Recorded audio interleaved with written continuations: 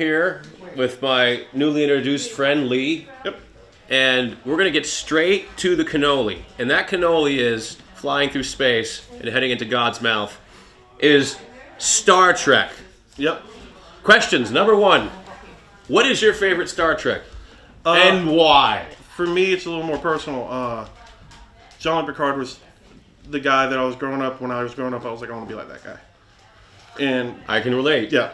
And because he shows his flaws and he shows everything else too. And he's sensitive and he's poetic without being like a fairy godmother. Well, he doesn't feel like he has to dominate people. He's like, he's in command, but I don't know. He respects people. He does. That's my thing for him. And I like all the captains. Like Cisco, I like one of my favorite episodes when Cisco meets Picard at the beginning of DS9. That's amazing, that part. Yeah. Because the thing is, Cisco, his wife was killed by Picard when Picard was aboard. Wolf 359? Or Wolf 359. Yeah, and like stuff Who's like that. your favorite Borg? There's only one answer to that. Seven of nine. Yeah, 7 of 9. But the Borg is itself... Okay, can I ask you this? Yeah. And I've always wondered this. When you look at Star Trek, and this is for everyone that's around, do you not see that some of the species are almost like things from our history?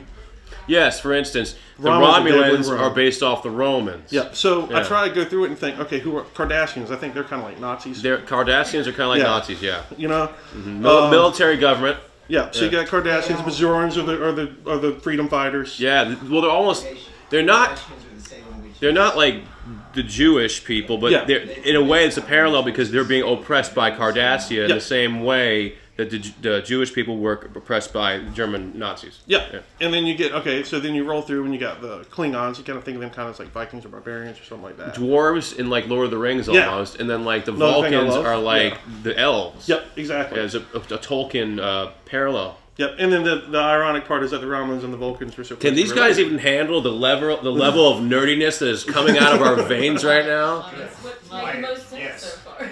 So the thing is, if you don't know Star Trek, you cannot understand this conversation. We're speaking Trek. Well, I also got into some of the books in the past few years, and that was interesting to hear and see how they go through stuff. And then who's your favorite character?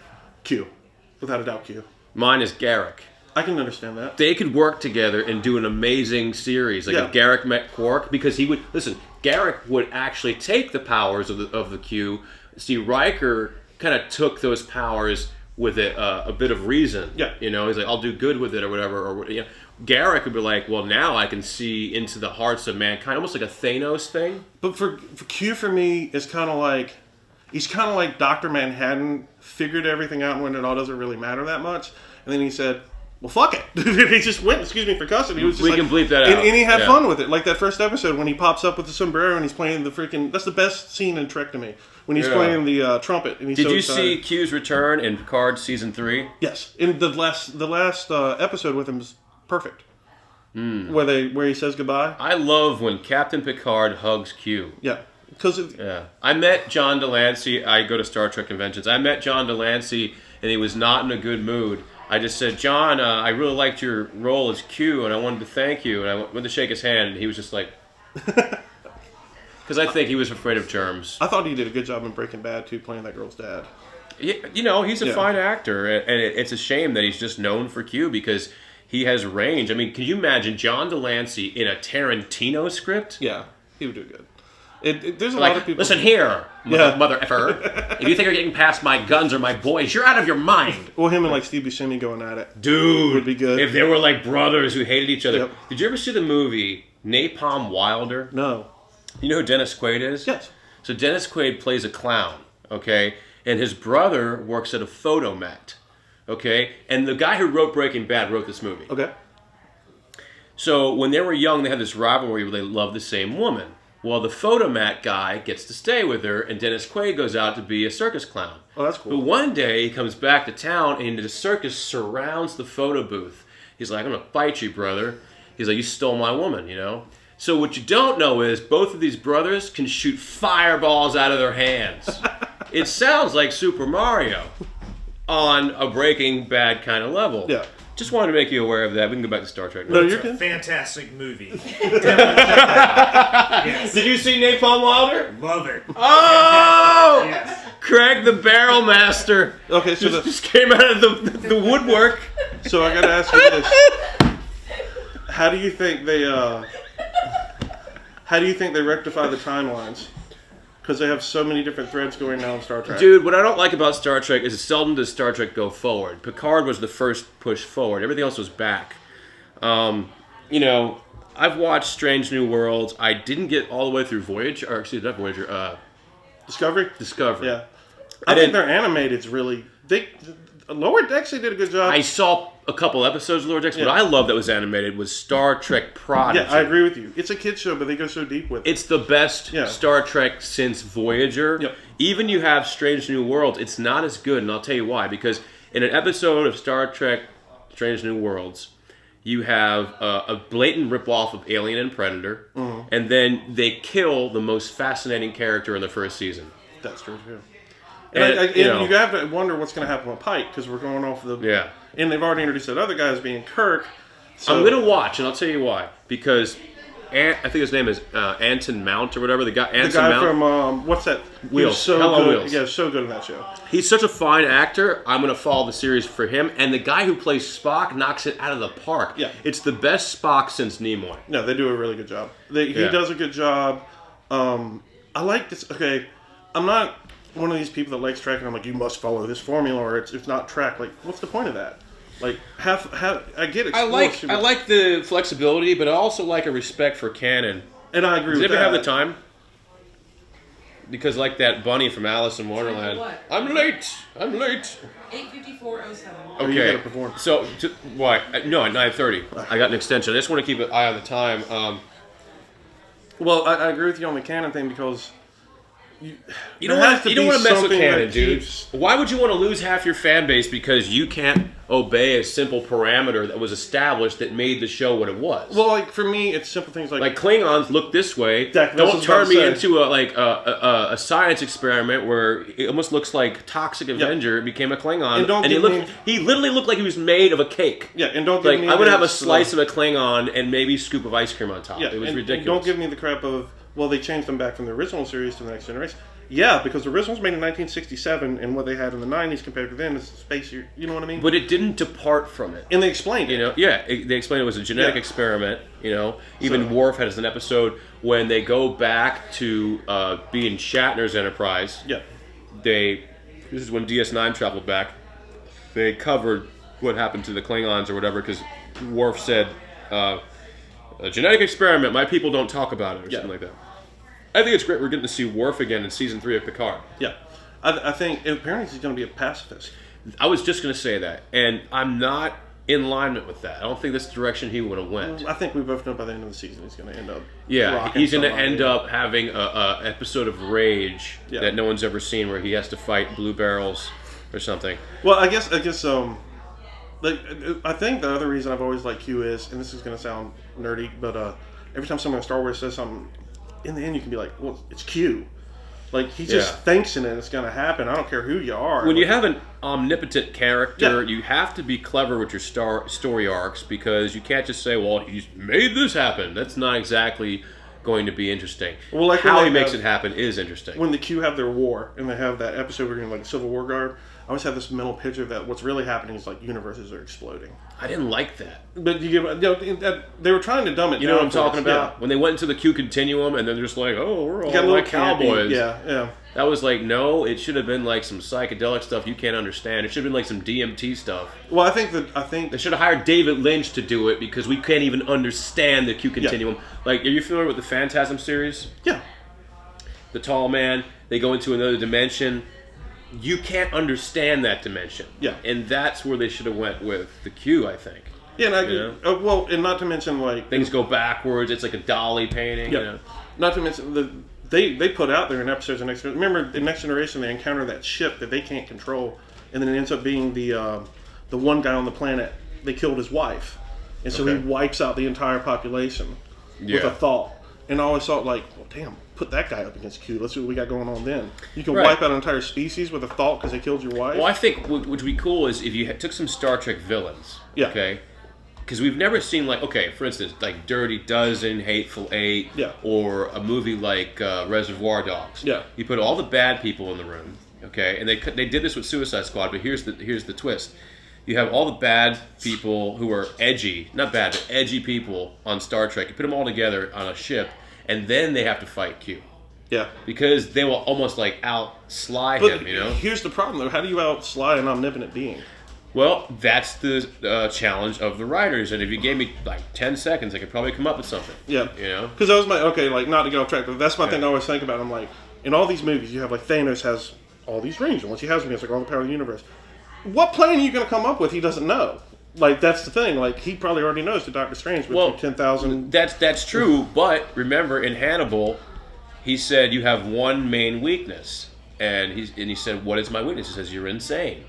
So somebody who has omnipotent power, their weakness is that they assume that they can do everything. Yeah. And what there's always a exception to every rule. And you have to find that exception, and that's what Doctor Strange did. Yeah. He said, you only win in one universe out of all universes. And this is how it has to happen. But then I think to myself, if I'm Thanos and I can see the same stuff Strange can because I have all these powers, I should see that and be able to plan for it. Well, that's the whole idea. Hey, do you believe in a perfect evil being? Because if you're perfect, you wouldn't be evil. So that's why I like, where I'll give this, usually DC kills Marvel in the animated world. But where they did those Marvel animated ones on Netflix, they did such a good job because they have the one with Ultron where he breaks the veil. Right. And he gets to that level. And he in what my favorite scene in the whole thing is, Thanos walks up and you think it's going to be this big fight and he just cuts him in half. And that, to me, that's bad guy. That's just, I'm about my business. We roll through. You know what I didn't like? When I saw Endgame and I saw Loki try to stab Thanos like he's an idiot. Yeah. Like, first of all, Loki is intelligent. Yeah. I'm not trying to stab Thanos. Yeah. What I did like is the series of Loki. I thought that was really well done. I agree with that. I think what I didn't like is how, and this is throughout Marvel, and I get it, you can't have an overwhelming force, but I don't know a lot about Marvel comics, but it feels like they nerfed Hulk pretty bad on his power levels. Because my understanding is like he can clap and break a planet in half. You know, I think the tellings and the parameters of each character is going to be in the hands of the writer based on their story purposes. And I agree with that. That's why with DC, I've always been a Superman fan, but I don't pretend like he's the perfect superhero by any means. There's so many characters that just could think and destroy. You have to make Superman interesting. You have the base formula. Because he's the Boy Scout. And the problem, that's why I've always liked Injustice. But it's how a character's written that changes the character. Yeah. Deadpool was like a total, one-dimensional character, but then when the writers got behind him and made him talk to the third wall, or it was the fourth wall, then Deadpool was born. I remember when Deadpool was, he was the merc with a mouth, but it wasn't that funny. Yeah, and I agree. So that's something, that's why I think Snyder was trying to work towards this. The Injustice timeline for Superman was the perfect one for the movies, because you have a Superman that goes bad, and that's an interesting thought. Yeah. What do you do with a demigod that loses it? Right, and that's when you need like a Q. Well, that's when you need a Batman. Yeah, and because Batman's the dude. Darkseid says this to him one time. He says, "I knew it would be you because you're the only one willing to go far enough." The question is, how? When you're watching Batman, you have to always ask yourself a question. How insane are they telling you Batman is? Yeah. Are we talking about... Versus there are some tellings of Batman where he's just a highly intelligent, rich person. Yeah. There are some tellings of Batman where, no, he's a mental patient. Yeah. Fighting mental patients. Yep. There's a whole theory that he's in Arkham the whole time. Right. And everything he's doing is has to do with the people in Arkham. It depends if you want to see the Adam West Batman or do you want to see the Robert Pattinson. And I'm fine with Batman. that. Like Superman, when Superman starts, he can leap over buildings. He can do. And now, I got a question for you. Yeah. What is the worst superhero you can think of? Worst superhero I can think of. Like the most ridiculous, the one you hate the most. I'd have to think about that one for a minute, man. What's yours? Probably Booster Gold, which is a DC character that is just really annoying. Yeah. Sometimes I think they just try and shoehorn stuff in. He was like an aerobics instructor. Yeah. That's kind of like what he was. And I know who I wouldn't say, because I think it's pretty badass, is Squirrel Girl. Because she defeats Thanos, and I always found that funny. Squirrel Girl is a DC character? No. Oh, no, she's Marvel. She's Marvel, because she defeats Thanos, yeah. Right. I'm going to bring it to a close, but let's talk about Yeah. a couple different things during a close. We should bring it back to Trek. Yeah. Because that's where we started. So, what is your favorite series? Because you already answered your favorite character is Q. What is your favorite series? So I'm torn on that one. It's between DS9 and Next Generation, and this is I'm why. with you there. And this is how I'm gonna preface this. Me growing up, it's Next Generation. Me as an adult, it's DS9, because DS9 dealt with stuff that. You're 100%. Yeah. When I want to travel back to my teens, I put on TNG. Yep. When I want to think like a man and I know how twisted the world is, Yep. it's definitely DS9. And I have an appreciation for fine acting. Now, Patrick Stewart's acting was amazing, well beyond anybody on the show. But then you have, in Deep Space Nine, they have better actors as a whole. Well, I mean, Armin Shimmerman. Yeah, what he does. Rene Aubergenois. Well, okay, what were the Ferengis in Next Generation? They snarled at you and they had a lightning whip. Like, that was Ferengis, and they hopped around like trolls. And then you get them in DS9, and they're literally almost the best part of the show. Yeah. Because they, no matter what's happened, when you get I don't know. I love the Ferengi episodes. I don't skip them. Yeah, the only episodes I never really liked were the Mirror Universe. I don't know why I never liked the Mirror Universe. No, but that was amazing because I'm not going to get graphic because of the podcast, but Cisco goes to the Mirror Universe and some risque things happen with the character Jadzia. Yep. Which is interesting to the storyline. Yeah, but okay. It's his best friend in the other storyline. I think what the new series could learn is like in DS9, where they have Jadzia is still friends with the Klingons that are on the space station in the original series, and they go off on the thing to get the Man in White, and they tie that together. We're gonna come to a close, but here's the thing. One thing I can say about Star Trek, and Lee, I know you would agree. I think we could talk about Star Trek forever. So I think we need to probably just put a cap on this. Yep. And it was great to have you on the podcast. Thanks, and what a great memory you have to the first time we got to know each other. Oh, heck yeah, man. Always. We'll do it again. Yeah. Thanks. Yep.